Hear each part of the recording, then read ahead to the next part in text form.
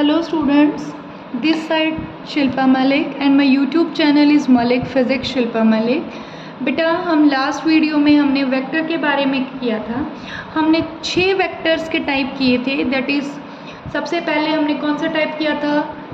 Modulus of vector किया था।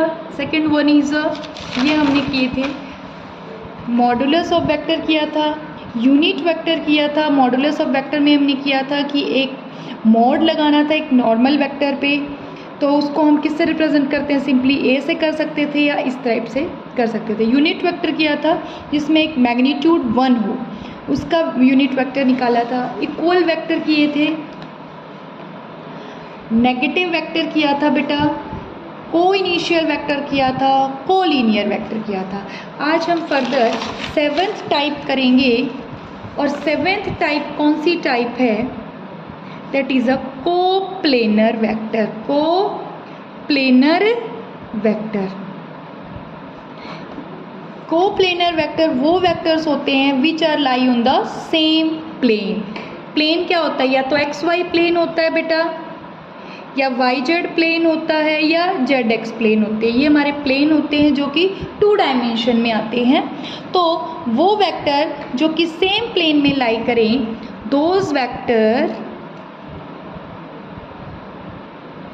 which are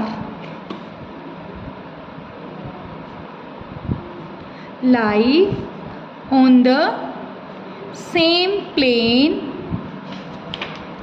उनको हम क्या बोलते हैं बेटा? Are coplanar vector. उनको कौन सा वेक्टर कहते हैं? Coplanar vector. जैसे ये हमारा एक्स एक्सिस है, ये हमारा वाई एक्सिस है। इनके बीच में जो भी इस प्लेन में लाई करेगा, जो भी वेक्टर इस प्लेन में लाई करेगा, वो सारे हमारे क्या हैं? Coplanar vector. समझ आया बेटा? Is it clear? अब हम वेक्टर्स की, अगर मान लो कोई एक वेक्टर है, मल्टीप्लिकेशन सिखा रही हूँ मैं, that is a multiplication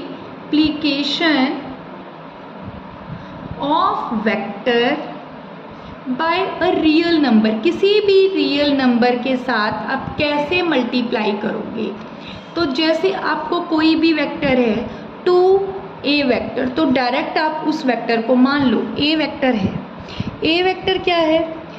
x axis के लॉन्ग 2i कैप, y के लॉन्ग 3j कैप, z के लॉन्ग 4k कैप। अब कहोगे मैम ये क्या आ गया? i cap, j cap, k cap, ये कौन सा कीड़ा आ गया? बेटा ये i कैप, j कैप और k कैप ये हमारे यूनिट वेक्टर होते हैं। x एक्सिस के अलोंग जो होता है वो हमारा i कैप होता है। ये यूनिट वेक्टर होते हैं बेटा, ये हमारे क्या होते हैं? Unit vector. x एक्सिस के अलोंग i कैप होता है, y एक्सिस के अलोंग j कैप होता है और z एक्सिस के अलोंग k कैप होता है। तो ये लर्न रखने हैं आपको। x के अलोंग i कैप, y के अलोंग j कैप और z के अलोंग k कैप, ये हमारे यूनिट वेक्टर है। तो अगर मैं वेक्टर a की बात करूँ तो वेक्टर a क्या है? 2i cap plus 3j cap plus 4k cap. तो हमें 2a वेक्टर निकालना है, तो मैं क्या करूँगी? सिंपली a वेक्टर की वैल्यू पुट करी 2a cap plus 3j cap plus 4k cap. Simply इस 2 को सबसे मल्टीप्लाई कर देना। ऐसे 2 को i कैप वाले के साथ भी, j कैप वाले के साथ भी और k कैप वाले के साथ भी। 2 2 ज़ा 4j cap plus 6j, sorry ये i कैप है, सॉरी 2 2 ज़ा 4i कैप, 2 3 ज़ा 6j कैप, 2 4 ज़ा 8k कैप। समझ आ गया? इसी तरीके से अगर यहाँ पे माइनस का 2a वेक्टर होता तो हम इस -2 को मल्टीप्लाई करते बेटा। किसको मल्टीप्लाई करते हैं? -2 को। जैसे इसी वेक्टर से अगर मैं -2 को भी करके दिखा दूँ तो कुछ फ़र्क नहीं पड़ेगा। ये कितना आ जाएगा? इसको इसके साथ भी करना है, तीनों के साथ करना है।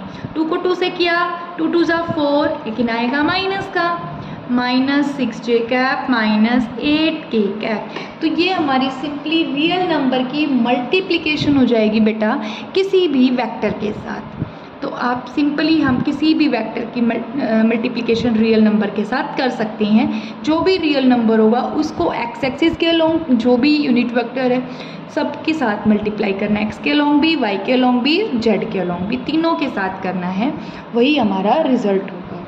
समझ आ गया बेटा? आज का टॉपिक हम यहीं तक कंप्लीट करते हैं। कल हम रिजल्टेंट वेक्टर करेंगे, that is a most important topic, कि कैसे हम पता लगा सकते हैं कि रिजल्टेंट वेक्टर कौन सा होगा और कैसे किसी एंगल पे हम कैसे रिजल्टेंट वेक्टर निकाल सकते हैं। ठीक है बेटा? Thank you.